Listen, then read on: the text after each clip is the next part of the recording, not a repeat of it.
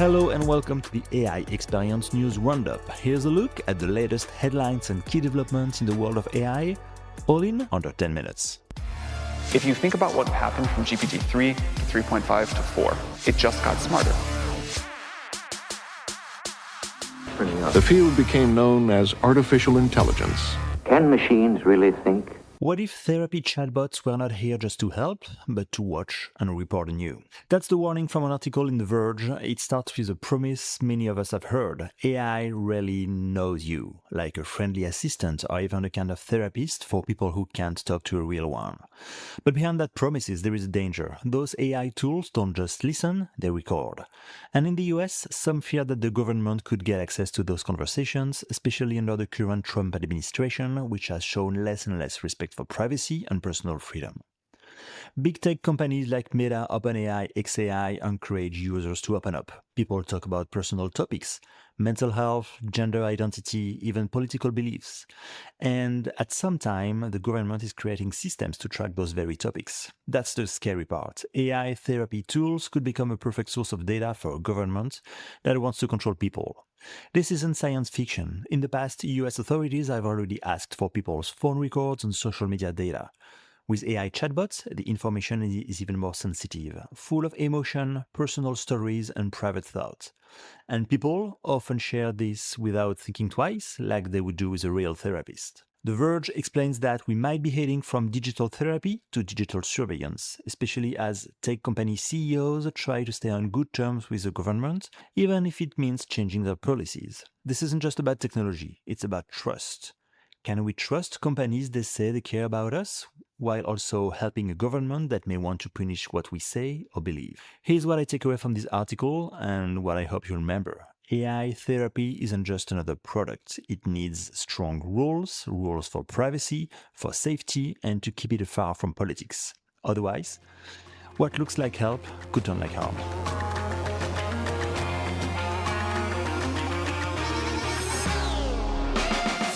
Is AI about to take over the classroom? In an article from Nikkei Asia, we learned that 30% of schools in South Korea are already using AI-powered textbooks. Yes, 30%. And this is not just a test in a few schools. Since March, AI has been added to English and math books in schools across the country. It's part of a big national plan to change how students learn. So what does it look like in real life? Students write answers by hand on tablets, and their answers appear on a big screen in real time. The AI reads, corrects, and adapts. It becomes a kind of a learning partner, and that's a big change. South Korea shows that AI can help make school more fun, more personal, but it also raises questions about how do we train teachers to use AI as well. What about schools in poor areas that don't have the same kind of technology? At the same time, in universities, another debate is happening. Reid, Hoffman, co-founder of LinkedIn, says schools must stop pretending AI isn't there. Students already use tools like ChatGPT to write their papers. This isn't cheating, it's just a sign that learning is changing. Hoffman says schools should rethink how they test students, maybe include AI in exams, or switch to oral exams, where students need to explain their ideas out loud. He also says that AI writing is often boring and flat, and teachers could use it to show students what not to do. These two stories from South Korea and from universities show something important. AI is not only changing what we learn, but also how we learn and how we get tested. Whether you're in 4th grade in Seoul or doing a master's in the US, the challenge is the same. Learn with AI, not against it.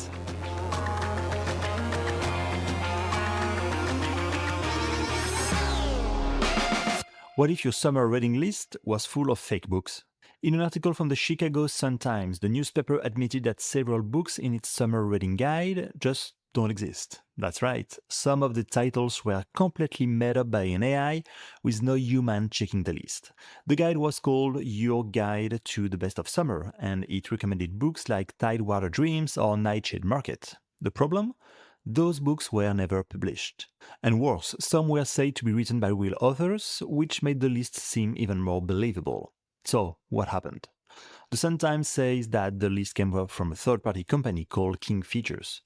That company hired a freelance writer who used a chatbot to help build the list without telling anyone it was AI-generated.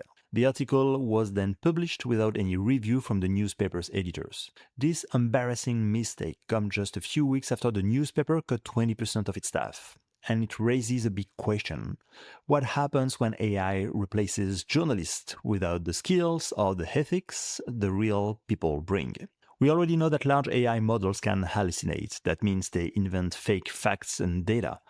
But what makes this case serious is the lack of clear responsibility, the lack of human review, and the fact that readers had no idea that they were reading something false. The Sun-Times has now taken the list down, updated its policies, and said it will be more careful with outside content. King Features has ended its contract with the freelancer who used AI. Still, this story shows something important about journalism at the age of AI.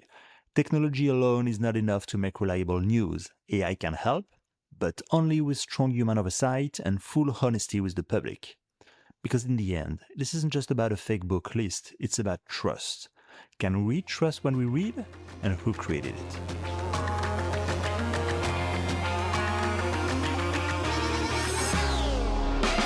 What if AIs are already creating their own societies? In a study published in Science Advances, researchers discovered something surprising. When AIs interact with each other in groups, they start to create their own social rules, just like humans. The experiment, led by teams from City University of London and IT University of Copenhagen, used up to 200 AI agents from Claude and Llama. The agents had to play a naming game. If two agents choose the same name, they got a reward. If not, they were penalized and could see what the other picked. The results, over time, the AIs started choosing the same names again and again. Group preferences appeared, even though each AI was acting randomly at first. Then, researchers added just a few disruptors, AIs that always suggesting new names. When enough of them joined, they changed the group behavior, showing what scientists call critical mass. This shows that large language model like ChatGPT can do more than just answer our questions. They can agree, disagree, and create their own group behavior. So what does it matter? Because we used to think that AI as isolated machines, but in real life, they're also working together in customer service, voice assistance, and automation systems. And if those systems start to show group bias, it creates a new kind of problem. AI safety can't just focus on individual behavior anymore. We need to study AI groups like we do with human societies. They aren't just tools we control, they are becoming populations that interact, change, evolve, and maybe even resist change. To live with them, we need to understand their rules before their rules start to shape us.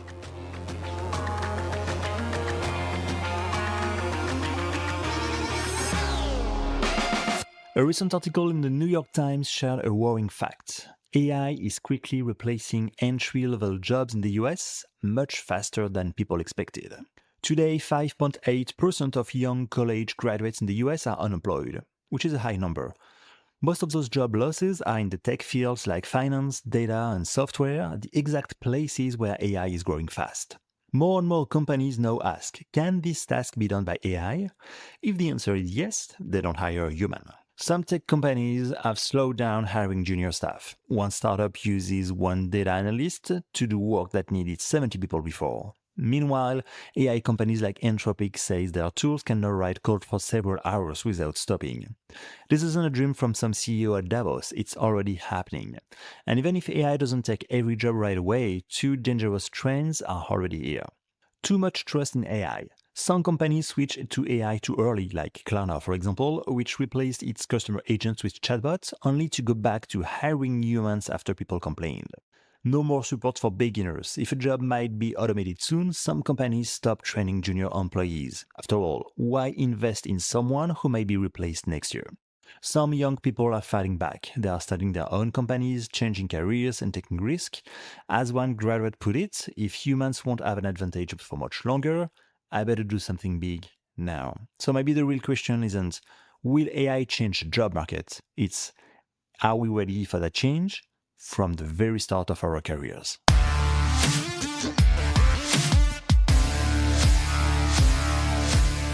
That's a wrap on this week's AI News Roundup. Join me every Sunday for a new episode in English or in French, packed with expert interviews on the front lines of the AI revolution.